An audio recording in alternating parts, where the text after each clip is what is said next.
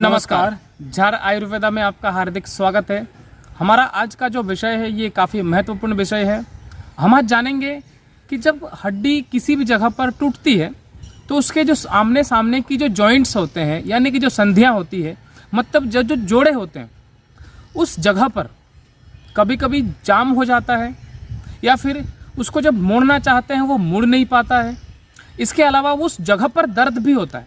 तो हम आज जानेंगे कि जो जाम हो जाता है या फिर ये जो प्रॉब्लम आता है, समस्या आता है फ्रैक्चर होने के बाद जॉइंट्स में, इसके कारण क्या क्या हैं, उसके बाद जानेंगे इसके उपाय क्या हैं और आखिर में हम जानेंगे इसके उपचार क्या क्या हैं।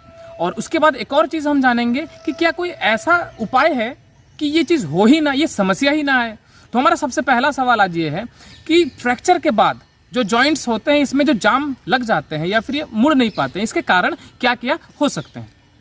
देखो, जो मुड़ने का या फिर सीधा करने का जो समस्या है ना, अगर हाथ में आपका मान करके चलो फ्रैक्चर है ना, तो कहीं ना कहीं आपका हाथ को सीधा करने में समस्या उत्पन्न हो सकता है, क्योंकि और पैर में मान करके चलो आपका फ्रैक्चर है कहीं पे, तो उसको मुड़ने में समस्या हो सकता है। इसका कारण ये होता है ना, जब भी आपका हाथ फ्रैक्चर होता है तो या तो आपका प्लास्टर किया जाए या फिर किसी भी कंडीशन में आपको रखा जाता है ना, तो हाथ को कहीं ना कहीं इस तरीके से रख दिया जाता है और एक ही पोजीशन में लंबे समय तक रहने के कारण वो जो जॉइंट्स है ना वो कहीं ना कहीं जाम हो जाता है। बिल्कुल। और जहाँ तक बात है पैर का, पैर को देखो, जब भी पैर का आपका फ्रैक्चर होता है ना, तो पैर को पूरा सीधा करके अगर आपका प्लास्टर भी किया जाता है तो कहीं ना कहीं पैर को पूरा सीधा करके रखा जाता है। और मान करके चलो आपका एक्सटर्नल फिक्सेटर या फिर लेजारू वगैरह कुछ भी लगाया जाता है तो कहीं ना कहीं पैर को सीधा रखा जाता है। और इस कंडीशन में जब मतलब पैर जो है या फिर हाथ है एक ही पोजीशन में 2 महीने 3 महीने जब रह जाता है ना, तो जो नस होती है वो कहीं ना कहीं बहुत ज़्यादा टाइट हो जाती है और थोड़ी बहुत जो जॉइंट्स है उसमें भी कहीं ना कहीं मतलब जाम हो ही जाता है, जिसकी वजह से मुड़ने में काफ़ी समस्या आता है।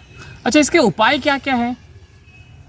इसका उपाय का अगर हम लोग बात करें ना, तो देखो, हमारी जो नस टाइट हो गई है या फिर वहाँ पे जाम हो गया है, किसी भी तरीके का समस्या है, इसको सबसे पहला तो हमारा कदम होना चाहिए कि जितना हो सके हम एक्सरसाइज को करना शुरू करें। एक्सरसाइज, जैसे हाथ मेरा जाम हो चुका है तो थोड़ा थोड़ा हम कोशिश करें कुछ धीरे धीरे उठाने का। अगर मेरा हड्डी क्लियर हो चुका है तो कहीं ना कहीं एक्सरसाइज के लिए जाते हो ना, तो आप एक चीज़ को ध्यान दोगे कि हड्डी आपका क्लियर हुआ होना चाहिए या फिर नहीं भी तो कम से कम 80% तो क्लियर हुआ होना चाहिए। उसके बाद फिर धीरे धीरे करके जिस हिसाब से आपका हड्डी क्लियर है उस हिसाब से आप लोड उठा सकते हो, थोड़ा बहुत एक्सरसाइज कर सकते हो। या फिर पैर है तो पैर को मतलब लेट करके थोड़ा बहुत मोड़ने का उसको कोशिश कर सकते हो, या फिर बेड में बैठ करके पैर को झुलाने का कोशिश करोगे। ऐसे करके धीरे धीरे मतलब जो एक्सरसाइज जो होती है नॉर्मली आप जहाँ पे ट्रीटमेंट ले रहे होगे वहाँ पे भी आपको सजेस्ट किया जाएगा, तो उस तरीके का जो एक्सरसाइज होगा ना, इसको आपको रेगुलर तरीके से करने का ज़रूरत है, जिससे आपको बहुत मतलब धीरे धीरे करके, बहुत जल्दी तो नहीं बोल सकते लेकिन धीरे धीरे आपको आराम मिल जाएगा और आपका जो मुड़ने का या फिर सीधा करने का समस्या है इससे आपको राहत मिल जाएगा। अच्छा, ये चीज़ है कि जैसे अगर हड्डी टूट गया है कुछ टाइम बाद, जैसे 80% अगर नहीं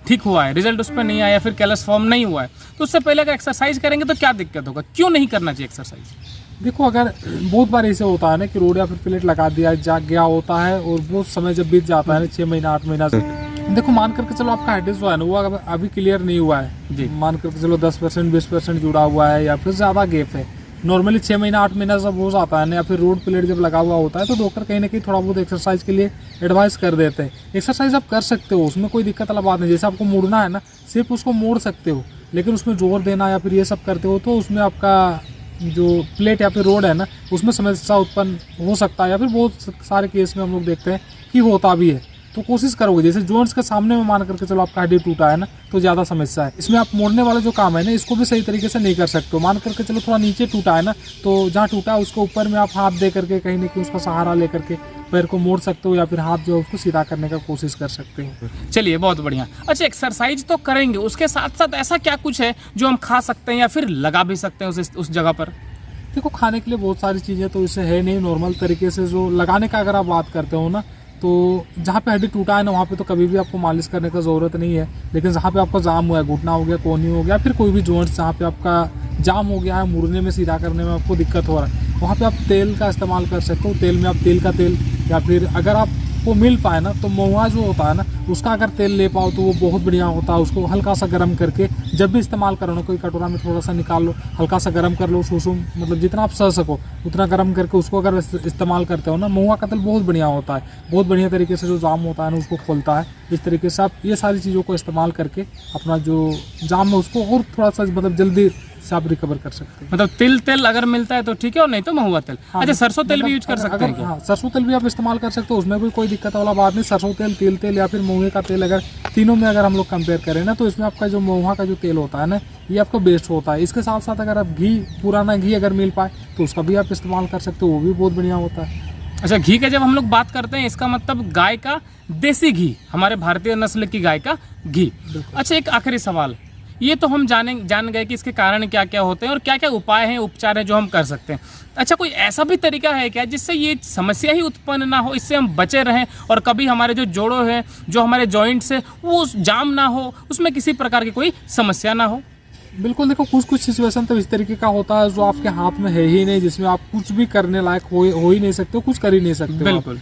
लेकिन कुछ जगह में इस तरीके का होता है कि जहाँ पे आपका कुछ योगदान हो सकता है, जहाँ पे आप मतलब अपने आप को थोड़ा सा मतलब वो जो समस्या है उससे आप बचा सकते हो। बहुत ज़्यादा तो नहीं बोल सकते हैं, क्योंकि जब भी आपका इस तरीके का समस्या होता है ना, तो उसका या तो कारण होता है कि प्लास्टर लगा हुआ था, या फिर मतलब एलिजारो या फिर एक्सटर्नल फिक्सेटर वगैरह लगा हुआ था, इस तरीके का कारण होता है। तो ये सब में तो देखो बहुत ज़्यादा कुछ आप नहीं कर सकते हो। प्लास्टर लगा है तो उसमें मोड़ तो नहीं सकते हो आप, या फिर एलिजारो वगैरह अगर लगा गया है तो उसमें भी आप उस तरीके का नहीं कर सकते हो। लेकिन बहुत बार क्या होता है ना, अंदर में आपका रोड या फिर प्लेट भी डाल दिया गया होता है ना, तो उस समय भी बहुत सारे लोग ऐसे करते हैं ना कि जो पैर या फिर हाथ है ना, उसको एक ही पोजीशन में लंबे समय तक वो रख लेते हैं। कहीं ना कहीं वो मोड़ने से डरते हैं, या फिर इस तरीके का कुछ होता है, मतलब एकदम सीधा का सीधा ही रख लिए। इस तरीके का नहीं करना है। थोड़ा बहुत जब भी आप बेड में लेटते हो तो धीरे धीरे कोशिश करना, बहुत ज़्यादा जोर तो नहीं देना है, क्योंकि पहले तो आपको हड्डी का जोड़ने का ज़रूरत है। अगर मान करके चलो इस तरीके का चीज़ अगर आपका नहीं लगा है ना, तो कहीं ना कहीं आप जब भी बेड में जाते हो या फिर थोड़ा बहुत बैठते हो, तो उस समय भी कोशिश करो थोड़ा बहुत मूव करने का। बहुत ज़्यादा तो नहीं करना है, क्योंकि हड्डी जो है ना, इसको भी आपको जोड़ने का ज़रूरत है। अगर ज़्यादा उसको मतलब समस्या से बचने के लिए जाते हो तो कहीं ना कहीं हड्डी में फिर से आपको समस्या हो सकता है। तो हड्डी को ध्यान में रखते हुए आपको थोड़ा बहुत मूव करते जाना है, ताकि जो समस्या है ना वो आपका ना हो पाए। और एक चीज़, जैसे जो आप मूव कर रहे हो ना, इसको पूरा दिन करते रहे, ऐसे कोई ज़रूरी नहीं। दिन में आप 1 से 2 बार भी कर लिए ना तो बहुत है। हर दिन 1 से 2 बार कर लेते हो, जब आपको समस्या नहीं है ना, 1 से 2 बार अगर आप कर पाते हो, कर लेते हो, तो बहुत बढ़िया है। जिससे हम हमेशा इस चीज़ को करते रहें, इससे कोई ज़रूरी नहीं। धन्यवाद। आज हमने जाना कि जब फ्रैक्चर होता है, हड्डी टूटता है, उसके बाद जो जॉइंट्स होते हैं उस पर जाम क्यों लगता है, और दूसरा चीज़ कि उसमें ऐसा क्या कर सकते हैं कि ये समस्या ही उत्पन्न ना हो। देखिए, एक चीज़ और है कि जो भी चीज़ आप कर रहे हो, आप एक्सरसाइज कर रहे हो, कोई चीज़ लगा रहे हो, कुछ भी चीज़ आप इलाज अपने से अगर खुद से घर पे कर रहे हो, तो आपका जो चिकित्सक है उनसे परामर्श लेकर उनकी सलाह और उनकी गाइडेंस में ही हर एक चीज़ आप करोगे। तो आज के लिए हम अपनी वीडियो को यहीं पर समाप्त करते हैं। मिलते हैं आपसे किसी अगली वीडियो में बहुत अच्छी जानकारी के साथ। तब तक के लिए नमस्कार।